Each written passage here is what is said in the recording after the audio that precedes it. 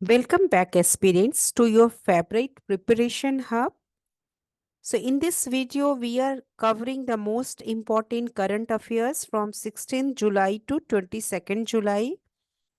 Approximately 85 to 90 carefully selected and explained updates which help you to crack exams like UPSC, BPSC, UPPCS, SSC, Staff Selection Commission, SBI, IBPS, NDA, CDS, ACIO, and other state level PCS exams. So these updates are highly relevant for your prelims, mains, interviews, and especially useful for science tech and general awareness section. So makes your about science tech and general awareness section. So make sure to watch till the end and don't forget to take quick notes. Part 2 of this current affairs 23rd to 31st July will be uploaded on 2nd August. One word substitution part 3rd is coming on 1st August. Idiom series part 2 and confusing words part 2 will be uploaded within a few days. And our regular science and technology weekly current affairs update will be available on 31st of July. So let's dive right into the week's top updates. So make sure to revise these current affairs regularly after watching these videos, as question in competitive exam are becoming more analytical and concept based. Don't forget to subscribe to the channel and hit the notification bell so you don't miss. So part 2 of this series on 2nd August, one word substitution part 3rd on 1st August, idioms and confusing word series part 2, and the much awaited science and technology current affairs weekly update on 31st July. All the best for your preparation. Stay consistent, stay motivated. So we are going to start. So first news about India's path to 70% round the clock clean electricity. India is set to achieve 70% round the clock clean electricity for commercial and industrial consumer by the year 2030. This strategy promises lower cost than traditional annual clean energy procurements. So it provides lower cost equipments. A recent report by Transition Zero, which is a global climate analytics non-profit non-profit institutes, which marks the potential benefit of developing 52 gigawatt of RTC, means clean electricity capacity. RTC means round the clock clean electricity capacity. So this would meet 5% of India's projected national electricity demand and save up to 9,000 crore, approximately $1 billion annually for the grid. So about RTC clean electricity, it means matching every hour of electricity which is used with power from zero carbon sources. So it is prepared from zero carbon sources such as solar, wind, and battery storage. So unlike annual renewable energy certificates that offset electricity use on a yearly basis, RTC ensure clean energy is always available all day and night. So this method supports decarbonization because it is used from zero carbon sources, and this supports real decarbonization by aligning electrical consumption and clean power generation hourly. So the cost of an emission effect, the RTC model can reduce emission by 2.4% at 70% matching, more than double the 1% reduction under annual matching. So at full 100% RTC matching, emission could drop by 7%. So it could drop by 7%. Importantly, the cost of carbon abatement via RTC is nearly 3 times lower than annual matching. So RTC provides a more efficient and economical way to achieve carbon reduction while supporting grid stability. So share of clean energy in India's electricity less than 30% despite 50% of installed capacity. So importance for these importance for heavy industries and data centers, importance of RTC. So industries with constant electricity demand, such as heavy manufacturing industries and data centers, all get benefit greatly from RTC, clean electricity technique. So their flat 24 by 7 consumption requires hourly clean energy matching for effective decarbonization. Maharashtra, home to India's largest data center cluster.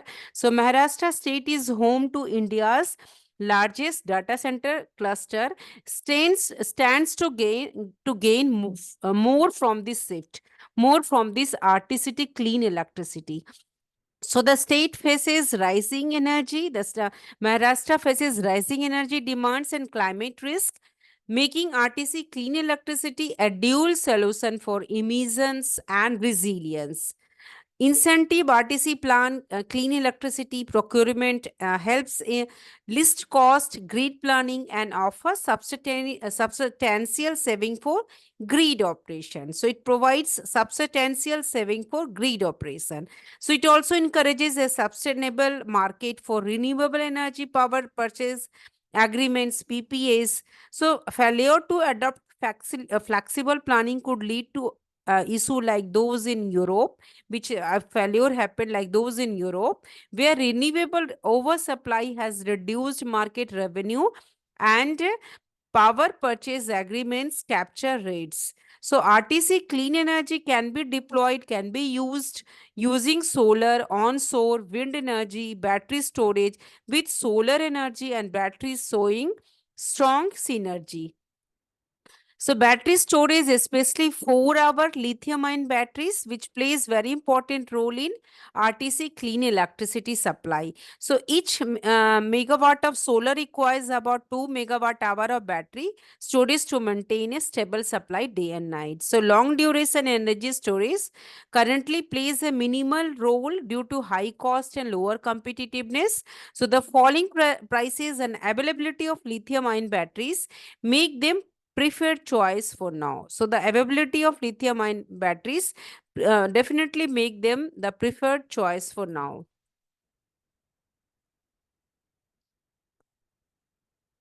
Next news is about Africa's freshwater fish face extinction crisis.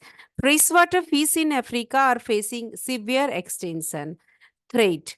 A 2025 report by World Wildlife Foundation, a report given by World Wildlife Foundation, it reveals that 26% of assessed species are endangered, are in extinction.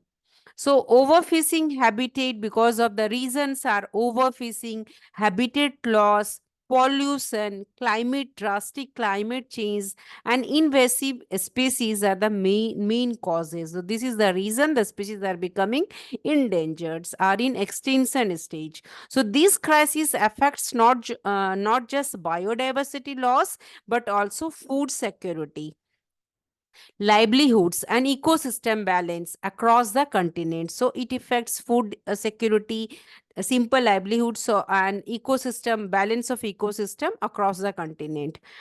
About current status of African freshwater fish. Africa is home to over 3,200 freshwater fish species, including 28 newly discovered in the year 2024. However, fish population are sharply decreasing. For example, fish catches in the Jambi floodplain have dropped by 90%.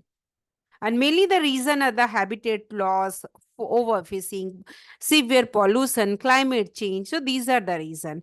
Lake Malawi's Chambo Tipalo Tilapio, a national symbol, has decreased by 94%. These declines indicate the deteriorating health of freshwater ecosystem, which is very important to millions.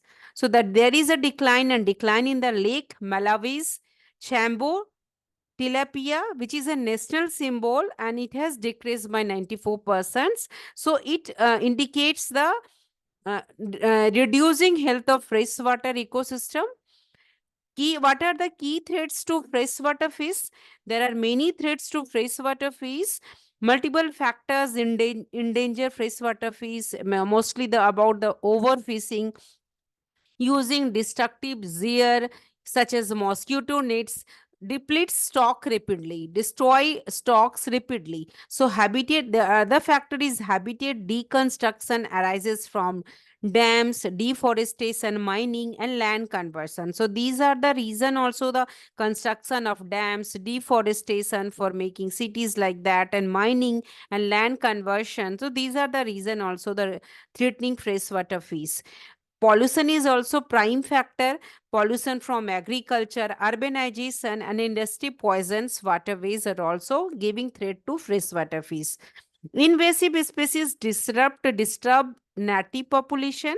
So climate change alters, differs rainfall, dries rivers, and raises water temperature and worsening this crisis. So we know about that because of the global climate change, which is affecting rainfall, rivers are drying, water temperatures are increasing. So these are the giving threats to freshwater fish as well in Africa.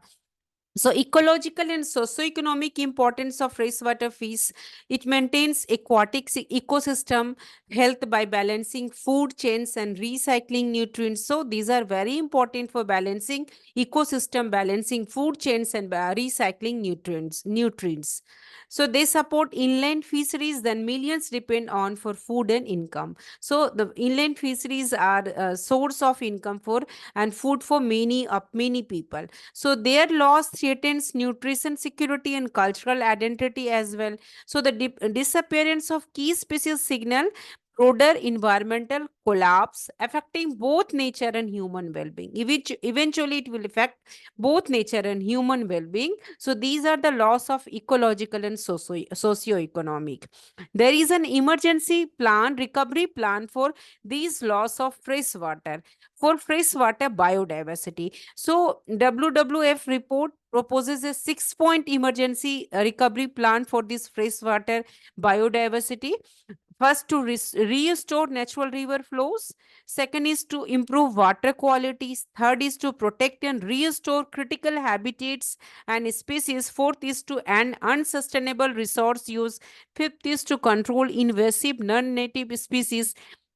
Six is to remove absolute river barriers. So these actions have proven effectively globally and can be adapted locally to protect Africa's freshwater biodiversity. So these are the plans, these are the methods help in improving the these recovery plans help in improving the freshwater biodiversity loss.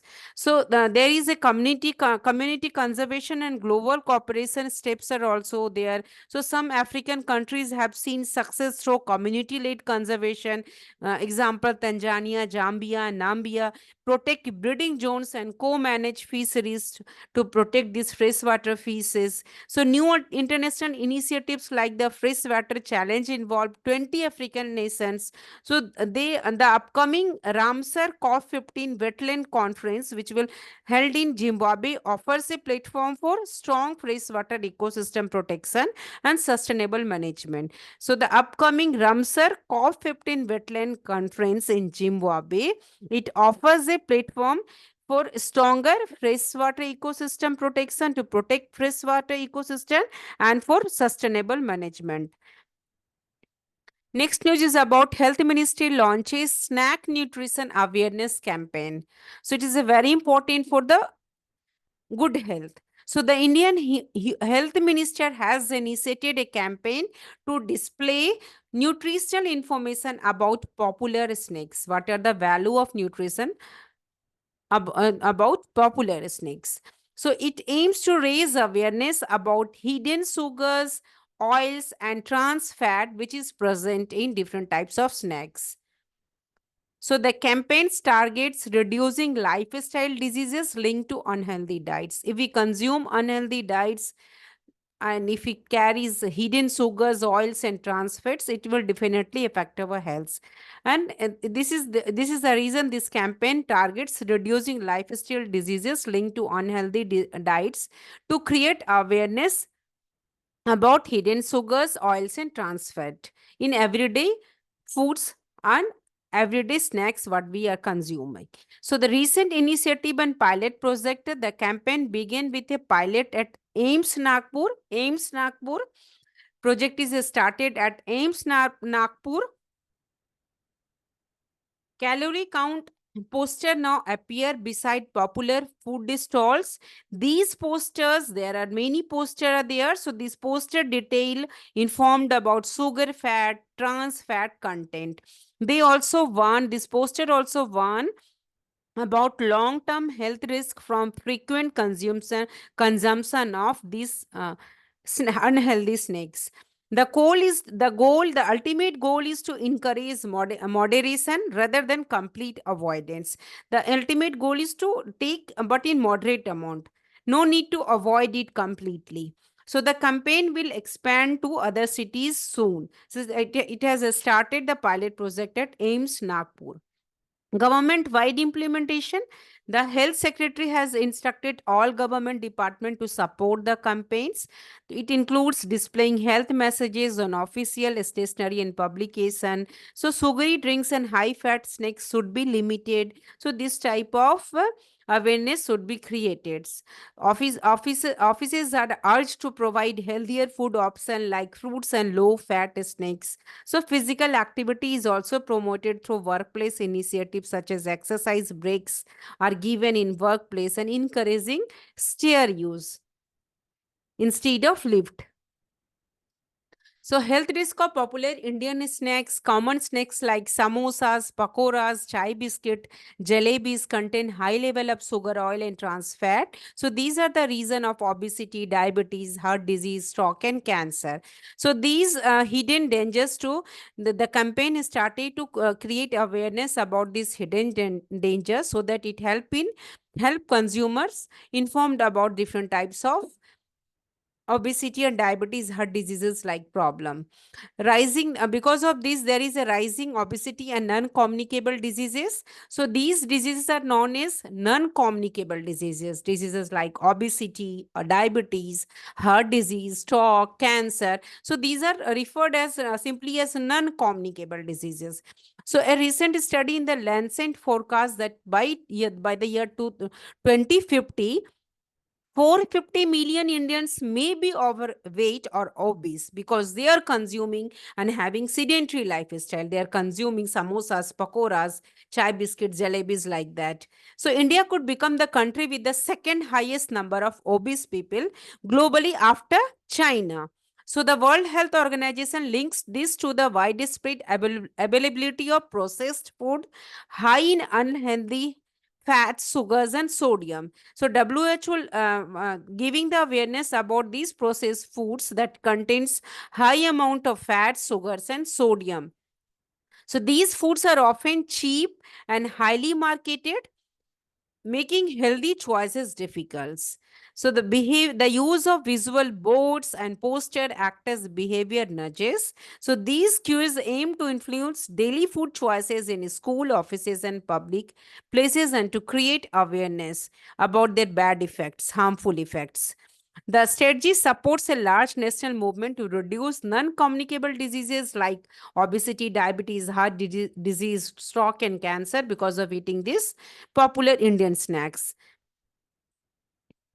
Next news is about new dragonfly species discovered in Western Ghats. So recent research in the Western Ghats has led to the discovery of new dragonfly species, and the name of that new dragonfly species is Lyriothemis abrahami. Lyriothemis abrahami. So this species was previously mistaken for Lyriothemis flava due to their similar physical appearance. The finding was made by the Travancore Nature History Society and Collaborative Institution. So this finding was made by Travancore Nature History Society and Collaborating Institution. So it marks the rich biodiversity in Western Ghats and the need for detailed scientific study in India's forest ecosystem as well. So the new species was identified through field surveys and larval rearing experiments. So researchers examined larvae and dissected adult specimen to find unique physical features. So this discovery was published in the journal, and the name of the journal is Entomone in June 2025. The species was named to honor Abraham Swale, a notable odontologist from Kerala. So, what are the physical characteristic of this is a new dragonfly species, which is called Lyriothemis abrahami? It shows a strong sexual dimorphism, uh, means this dragonfly having both male and female sex organ. Males have uniquely shaped humans, a reproductive structure. Females are jet black with distinct yellow triangular suit. So these are the distinct characteristic. About Lariothemis flava, they are mistaken about this to the that species is Lariothemis abrahami, whatever the discovered is. So Lariothemis flava is a species which is bred in Phytotelmata, Lariothemis flava, which are small water pools found in tree holes. These are Lariothemis flava found in tree holes. Water pools found in tree holes. What are the significance of new dragonfly species which discovered in Western Ghat?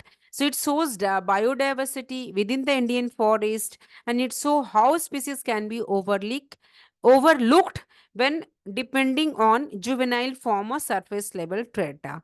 So Kerala's ordonate species count has now increased to 191 with 78 species endemic to the region. Specifically endemic means specifically found in that region.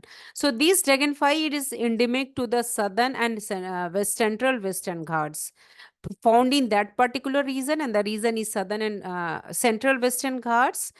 Despite its wide range, the species is rare and found in a specific localized area. So significance, what are the significance of this discovery? The discovery of new dragonfly species in Western Ghats. So this discovery reveals hidden diversity within the Indian forest. It shows how species can be overlooked when relying on juvenile forms or surface level traits. So the research team re-examined species collected as early as 2013 and found they belong to this new species. So Kerala's ordonate species count has now increased to 191 with 78 species endemic, means found in that specific region only. So this study emphasizes the importance of conserving. We have to conserve forest microhabitats such as tree holes. The small niche serve as critical breeding site for Lariothemis abrahami and other organisms. So protecting such microhabitats support overall forest health and biodiversity. Next news about climate change threatens wild vanilla pollination link. So climate change poses a serious risk to the natural pollination of wild vanilla species. Because of the climate change, there is a risk arises to the natural pollination of wild vanilla species. Recent research indicates that up to 90% of pollination connection between wild vanilla plants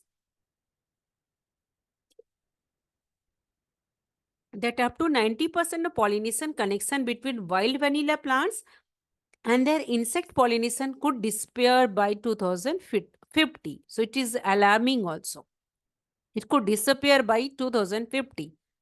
So this disruption threatens vanilla production and the loss of important genetic characteristic which is needed for crop resilience.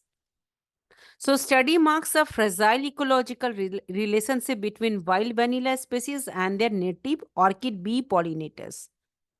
Relationship between vanilla species, wild vanilla species, and their native orchid bee pollinators, which help in pollination under changing climate condition. So wild vanilla and its what are the importance of wild vanilla? So it wild vanilla species differ from cultivated vanilla planifolia. So it depends on specific insect pollinators, and that insect pollinators are mainly orchid bees, which help in natural reproduction, which help in natural sexual reproduction. So these relatives carry important genetic characteristics such as drought resistance, heat tolerance, and disease resilience. So these are the characters white vanilla shows. These characteristics are also important for improving the future of commercial vanilla crops, which face increasing vulnerability due to heat, droughts, and pest. So, climate change threatens wild vanilla pollination link. So modeled habitat change for 11 wild vanilla species and 7 pollinated species under the IPCC shared socioeconomic pathways. The moderate emission scenario assumes some climate action. The high emission scenario assumes limited global action. So even expanding species risk survival if separated from their pollinators. So results show 7 vanilla species might expand their range by up to 140%. However, 4 species could lose up to 53% of their habitat. So however, 4 species could be lost to 53% of their habitat. So what are the risk of pollinator? So vanilla species have a specialized, these species have a specialized pollination relationship. So making them vulnerable if pollinators numbers are declined or reducing or shift habitats or you transfer the move to other habitats. So replacement of pollinators is difficult. So species on reliant on a single pollinator may fare better. So species if dependent on single pollinators may be better. So the loss of pollination links threatens biodiversity and vanilla crop stability. So there are impact on agriculture and economy because of this loss. Vanilla is a labor intensive crop with low genetic diversity. And most important thing is about vanilla is it is used in rural economies. It gives boost to rural economy because it is used in food, cosmetics and medicine. So a breakdown in natural pollination could increase production risk of vanilla and its cost also because of limited vanilla amount. So this threatens farmers' livelihoods and global supply chains as well. Next news about GST overhaul discussion. So the Union Minister of India, Amit Shah, has recently taken charge of initiating talk with all stakeholders to expedite reforms in the good and service tax regime. So this move aims to build consensus on several contentious issues, including the proposal to eliminate the 12% GST slab. So this discussion aims to build consensus on several contentious argumental issue, which include the proposal to remove the 12% GST slab. The discussion involved both the central ministers and state governments, which are reflecting the complexity and political sensitivity of the tax structure overhaul. About current GST structure and channel, the GST system which is introduced in July 2017. So the GST system which was introduced in July 2017, it features multiple tax slabs, 0, 5%, 12%, 18%, 28%. So these are the different multiple tax slabs. 0, 5%, 12%, 18%, 28%, along with cess on luxury and seen goods. So these multiplicity has complicated compliance and administration. So efforts to rationalize rates, especially reducing the number of slabs, have faced resistance from states due to potential revenue losses and political disagreement is also there. So proposal to remove 12% slab. So a key proposal under consideration is the removal of 12% tax slab. GST slab to remove the 12% GST tax slab. So items under this slab include packed foods, household goods, some textile and medical supplies. To remove this 12% tax slabs, and these items include packed foods, household goods, some textile and medical supplies. The plant is to redistribute these items between the 5% and 18% slabs to simplify the tax structure. So, however, this change could lead to an estimated revenue loss of 70,000 to 80,000 crore loss for the center and states combined, making it a sensitive issue as well, because it will definitely create revenue loss for the center and states. About political and administrative dynamics, the GST Council, the federal body governing GST, comprises representatives from the center and states. So, political differences, including between BJP ruled and opposition states, have stalled rate rationalization efforts. So, opposition ruled states have demanded lower rates on life. Opposition ruled states are demanding lower rates on life and health insurance premiums, denoting the political, which are creating the political complexity. Amid's involvement is seen as important to resolve these issues and securing state support.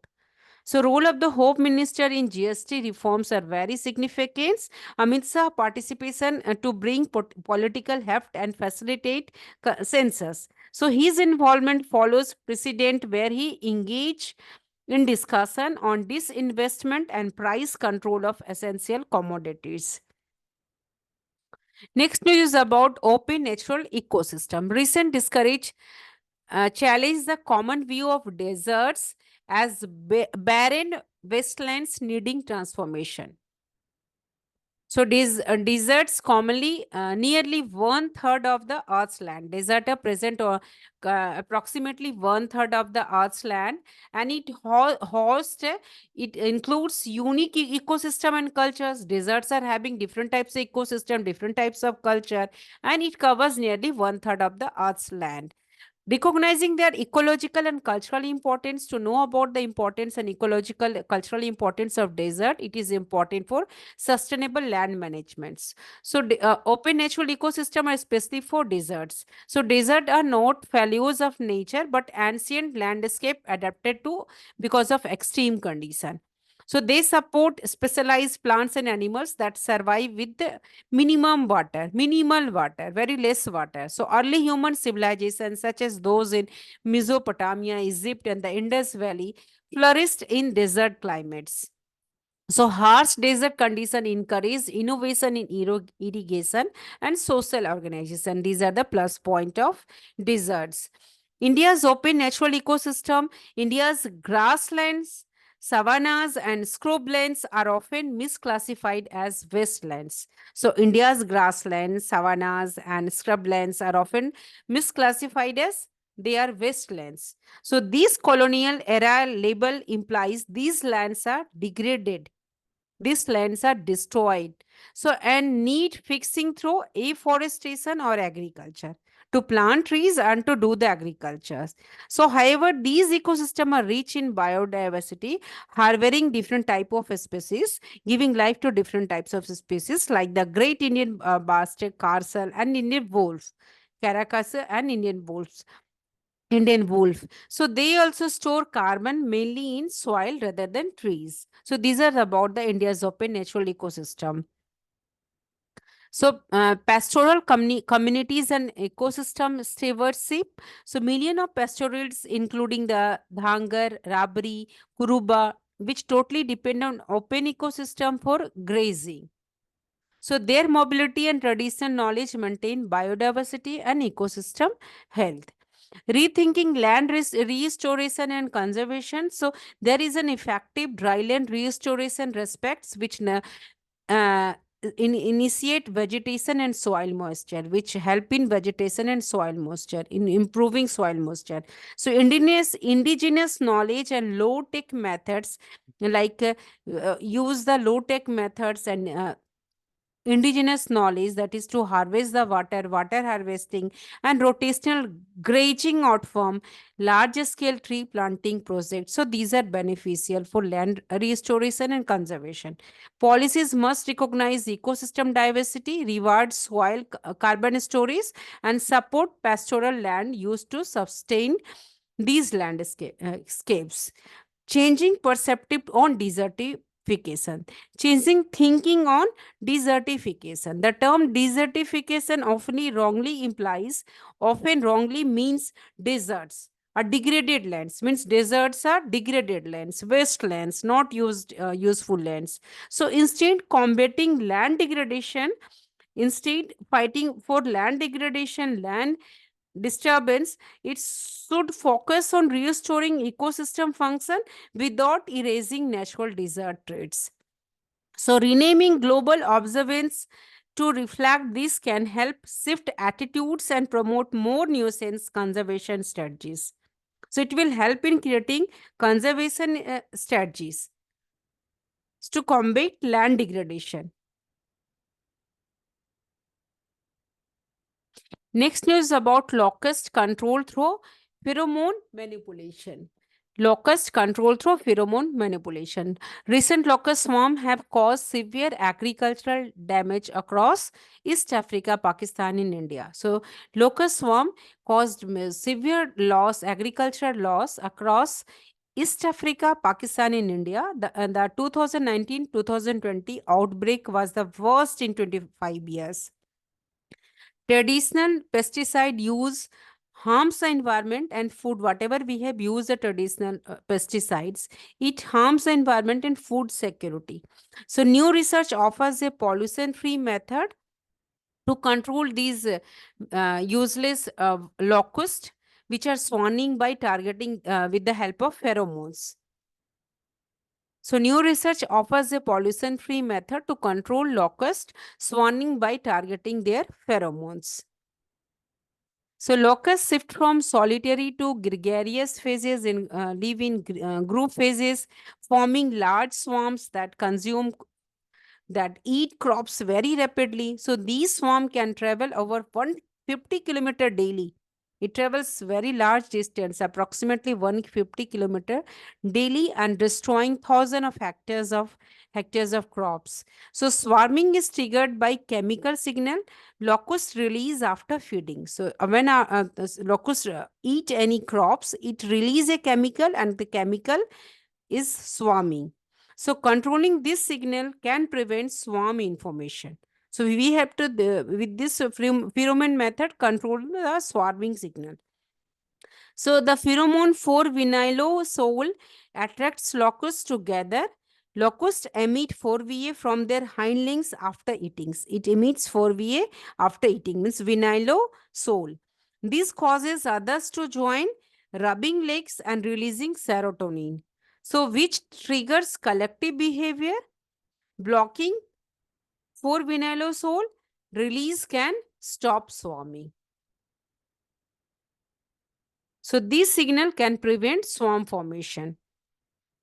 So locusts convert a non-aggregating molecule 4-VP into 4-VA using enzymes 4-VP-MT1 and 4-VP-MT2. The amino acid phenylalanine in their diet initiate this conversion. So amino acid phenylalanines to be introduced in their diet to initiate this conversion.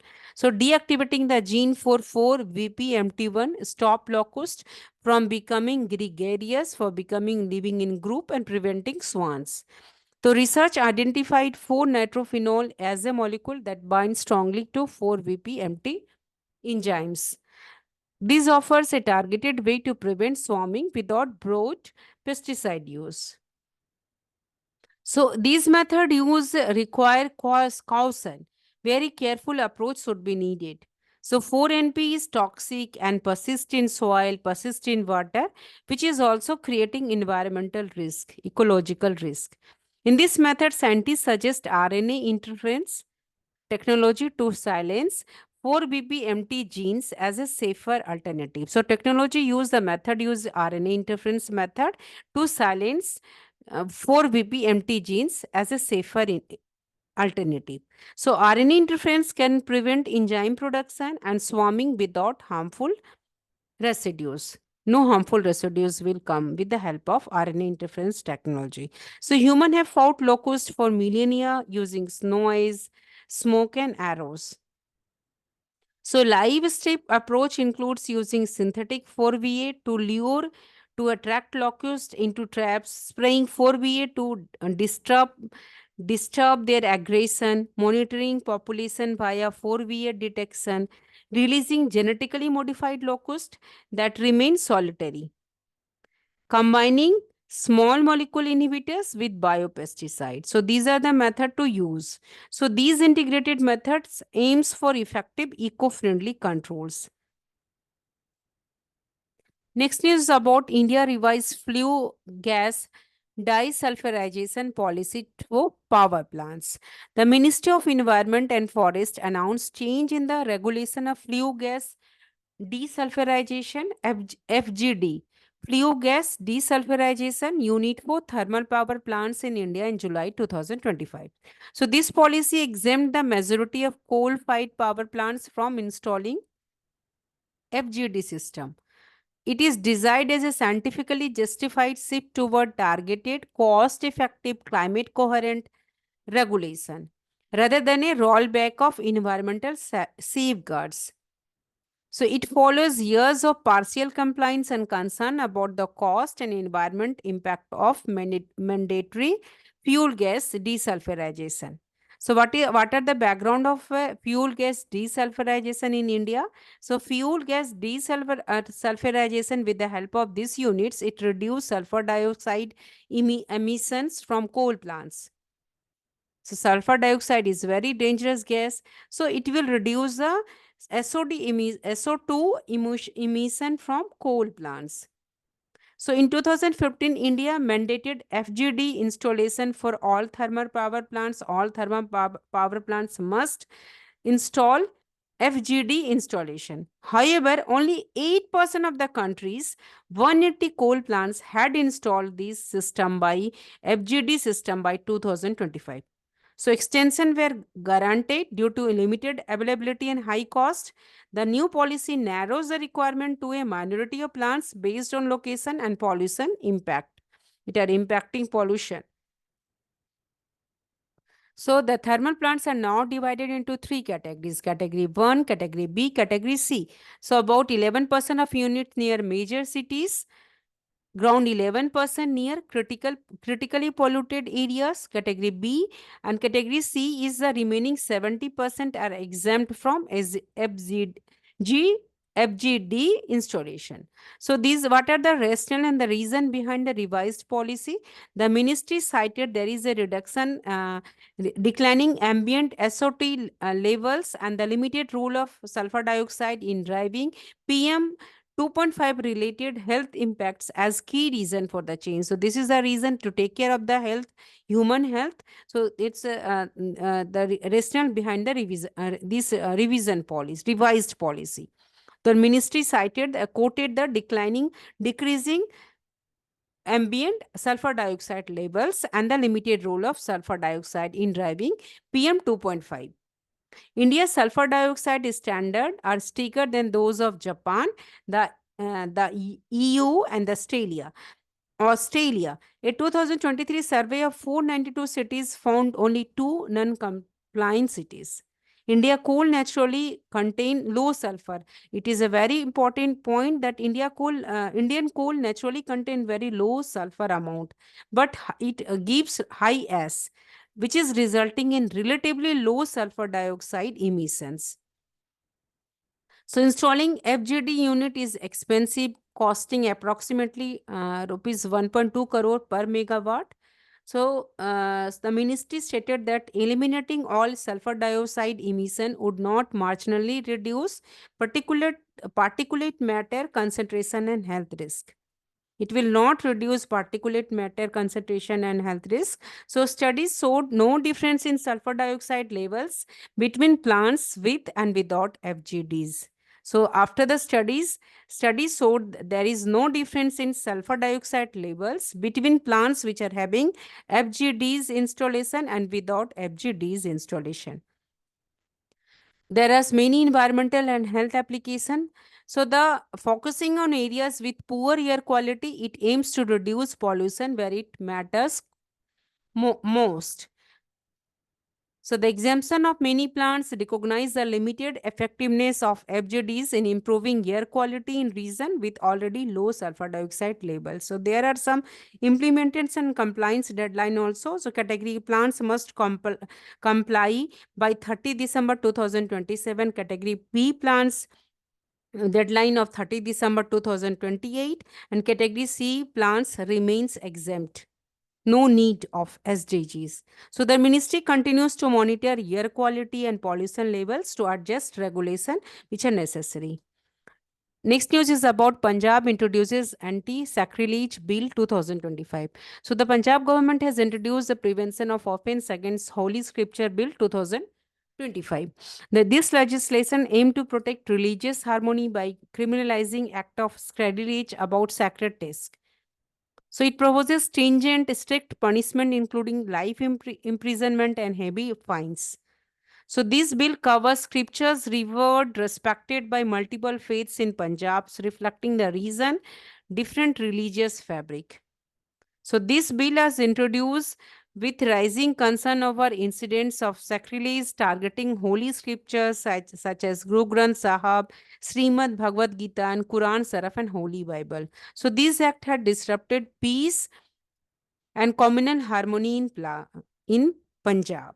So the bill defines an offense as any act of sacrilege against holy scriptures. It includes damaging, defacing, destroying, disfiguring, burning, tearing, or any similar act that harms the sanctity or purity of this text. The definition covers entire scriptures or any part thereof. It aims to protect all major religious community equally. So scope of the scriptures protected, the bill explicitly lists key scriptures which are held sacred by different religions in Punjab. So these include Sri Guru Granth Sahib and its extracts such as Pothis, Gudka Sahib, Srimad Bhagavad Gita, the Quran Sharif and the Holy Bibles. So there are some investigation and enforcement also. The government emphasize a strong informants mechanism to prevent recurrence of sacrilege incidents. There are some penalties and punishment also. The bill prescribes imprisonment for a minimum of 10 years up to life for those convicted to sacrilege. Fines rupees 5 lakh to rupees 10 lakh. Attempted offenses attract imprisonment of 3 to 5 years and fines up to 3 lakh. Abatement is also punishable under the same provision. So the bill reflects the government determination to uphold religious peace and fraternity. That is a very important. So the bill aims to send a strong deterrent message against such crimes. It is not acceptable. Next news about Denmark proposes copyright protection against deep fakes. Denmark proposes copyright protection against deepfakes. Denmark has introduced a pioneering legal proposal to combat the growing problem of deepfake content line. So the new bill aims to extend copyright-like protection to individual facial features, voice, and appearance. And this step seeks to make it illegal to share deepfake content without the consent of the person. So the law is currently in the consultation phase and it could set a global precedent in digital rights and privacy. About deepfakes are highly realistic synthetic media created with the help of artificial intelligence. They show people doing or saying something they never actually did. So this technology has made media manipulation easier and more convincing. Deepfakes, name as the word suggests, deepfakes. So deepfakes have been used for harmful purposes such fake pornographic videos, misinformation campaigns, and Fraud. Detecting deepfakes has become increasingly difficult for authorities worldwide. So current legal approaches are there. The more existing law focus on punishing specific harms caused by deepfakes such as revenge porn or election interference. So these law target the damage rather than the technology itself. Denmark's bill differ by addressing the act of sharing deep fakes regardless of the harm caused. So Denmark is introducing a new bill that aims to protect citizens from deepfakes by giving them copyright over their own likeness. If the law passes, then in theory, people could demand that online platforms remove contents that uses their image without their consent. So key provision of Danish bills is three main protection: imitation protection, performance protection, protection for performing artists. So these are the bills which are given extend protection to ordinary people, not just celebrities. It makes sharing a realistic defects illegal for up to 50 years after a person death. So consent is mandatory for publication. The burden of proof lies with the sharer to show consent was given and can be withdrawn anytime. It can be withdrawn anytime. There are responsibility of online platforms. The bill holds online platform must take accountability, responsibility for removing deepfake content. So failure to comply may result in heavy penalties. A failure to comply these rules have to pay heavy penalties. So limitation and challenges: the bill only restrict publication in the public domain. Creating deepfakes privately remains legal. So enforcement of this law may prove difficult as the law applies only within the Denmark's jurisdiction. Cross-border violation may go unpunished. So critics warn that without efficient enforcement, the law's impact could be limited.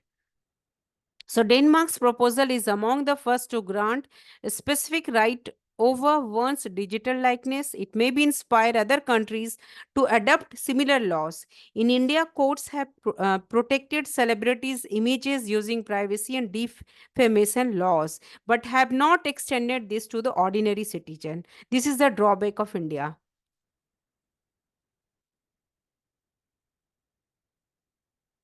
Next news is about labor force participation and unemployment trends 2025.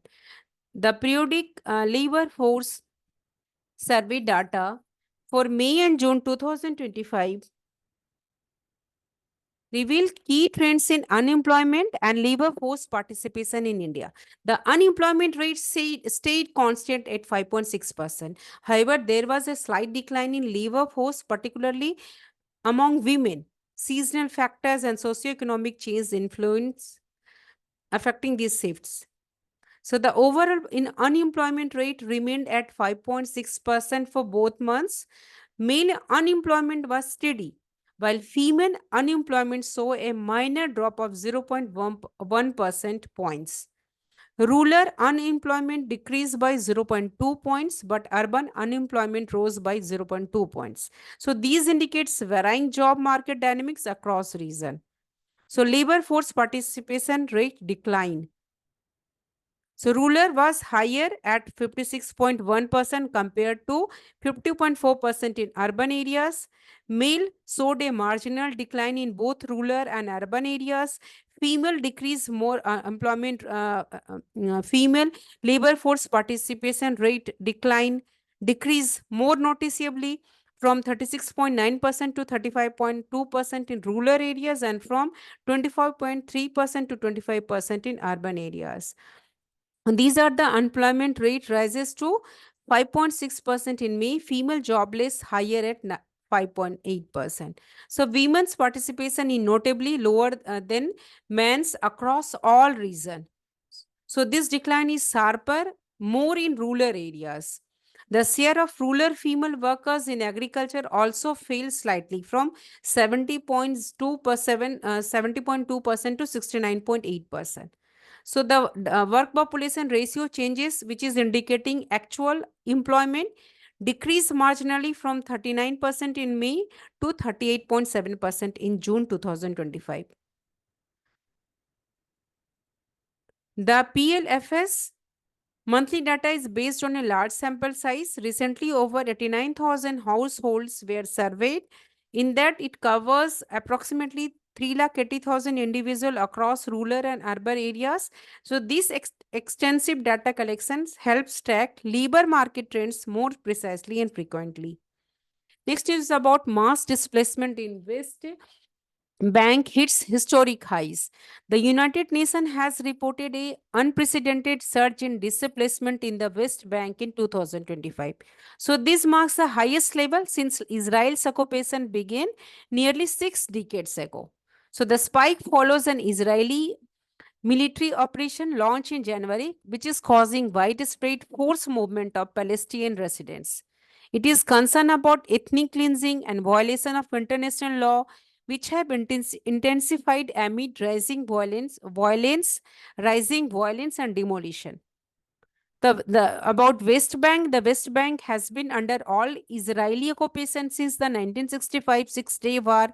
Over the years, military action and settlement expansion have led to repeated displacement. The recent military operation named Iron Wall is the longest since the early 2000 Second Intifada. It has displaced tens of thousands of Palestinians, impacting refugee camps in the northern West Bank. Scale and impact of recent displacement since January 2025, approximately 30,000 Palestinians remain forcibly displaced. Since late 2023, demolition displaced nearly 3,000 Palestinians across the West Bank. So the combined effect has emptied large areas of the Palestine population. There are some legal and human rights concerns. Forced displacement of civilians in occupied territories, which violates international humanitarian law. The UN Human Rights Office also warns such acts could amount to ethnic cleansing or crimes against humanity. The permanent transfer of a civilian population under occupation is illegal. These concerns arise from the scale and nature of displacement and demolition by military and settler groups. There is some escalation of violence and settler attacks. Settler attacks have increased by 13% in the first half of 2025 compared to the last year. Over 750 attacks were recorded, injuring 96 Palestinians in June alone, which is the highest monthly toll in over 20 years. So this violence surged after the October 2023 Hamas attack on Israel, which led to war in Gaza. So this conflict is deeply rooted in competing national claims and historical grievances. International calls for restraint and dialogue continue amid fears of further destabilization. The humanitarian crisis worsened with displacement, violence, and destruction of homes after affecting civilian lives and prospects for peace. Next is about leads India's new faunal discovery in 2024. The Geological Survey of India reported an unprecedented surge in faunal discovery in 2024. Kerala emerged as the top state with the highest number of new species on record. So it marks milestone in India's biodiversity documentation efforts amid growing environmental changes. So in 2024, Geological Survey of India documented 683 new species and subspecies across India. This is the highest annual total since formal records began in 2008. So of these, 459 species are globally new, while 2024 are new records for India. So the total number of species catalogued by Geological Survey of India since 1916 now stands at 10,000, 1,05,244. Recent years have seen a steady rise in discoveries with 662 species in 2022 and 641 in 2023. So Kerala and southern India at the forefront. Kerala led with 101 new species discovery, including 80 globally new species. Karnataka, Arunachal Pradesh, Tamil Nadu, and West Bengal followed. The southern region of India accounted for the majority of findings. Northern states and union territories like Chandigarh and Delhi reported a few species. So JSI credits its success to systemic taxonomy and modern molecular methods, use of DNA analysis and advanced field survey methods. So this institution plans to increase taxonomic expertise and collaborate internationally. So focus on Himalayas and marine ecosystem. The 2025 Animal Taxonomy Summit emphasized the need of vulnerability assessment in the eastern Himalayas and Northeast India. So marine biodiversity also received attention with proposal for a national repository for marine species to protect the marine species and a new ZSI center in Lakshadweep. New ZSI center created in Lakshadweep to protect fragile reef ecosystem. So there are few policy recommendations for conservation. Experts recommended integrated biodiversity system combining taxonomy, genetics, and community data. A centralized digital platform stakeholders agreed are proposed for rapid response to invasive pest. There is some infrastructure development. It must include wildlife-friendly designs like underpasses and arboreal bridges to maintain habitat connectivity and reduce animal death rate. Next is about Prime Minister Dhan Dhanya Krisi Yojana. Dhan Dhanya Krisi Yojana. The Union Cabinet approved the Prime Minister Dhan Dhanya Krisi Yojana (PMD DKY) in 2025. And this new agriculture scheme aims to develop 100 districts through the convergence of 36 schemes across 11 ministers. There is a combination of 36 schemes. And this aims to develop 100 districts. So it has an annual budget of rupees 24,000 crore and will run for 6 years, which is starting from the financial year 2025-26. It focuses on improving agricultural productivity, sustainability, and credit availability in selected districts. Each district under PMD DKY will prepare a master plan called the District Agriculture and Allied Activities Plan. And this plan is created by District Dhan Dhanya Samiti led by the DC District Collector and includes progressive farmers as members. So this plan aligns with the national goals such as crop diversification, water conservation, soil health, self-sufficiency, and promotion of organic farming. District, state, and national committees will oversee the scheme execution. So central nodal officer will conduct field visits and monitor progress. So convergence and coordination, it integrates 38 schemes from 11 ministries to ensure convergence and avoid duplication. So this approach is inspired by aspirational district program which was launched in 2018, which focused on transforming 112 underdeveloped districts. So it emphasizes collaboration between center and central nodal officer and district collectors.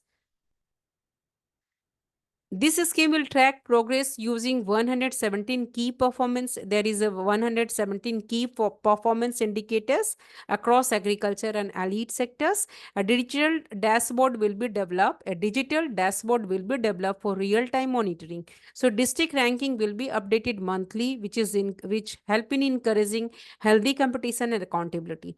And Niti Aayog also provide guidance and capacity building to ensure effective implementation of this method. This is scheme. So it has PMD DKY has 5 main goals: enhance agricultural productivity, promote crop diversification, sustainable farming, improve post-harvest storage, expand irrigation facilities, increase availability of both long-term and short-term credit. So it aims to raise agricultural productivity and value addition in agriculture, generate, improve local livelihoods, and contribute to Atmanirbhar Bharat, self-reliant India. So improvement in these 100 districts is expected to positively impact national agricultural indicators. So selection of the 100 district is based on 3 parameters. First, what are the parameters? Are low agriculture productivity. These 100 districts are having low agriculture productivity, moderate cropping intensity, and below average credit access. So the scheme ensure at least one district from each state of or union territory is included. At least one district from each state or union territory is included. The number of districts depend on net cropped area and operational holdings. So this targeted approach aims to uplift region with potential for good agricultural developments. So after this, we will learn in part 2 next video, which I will upload tomorrow.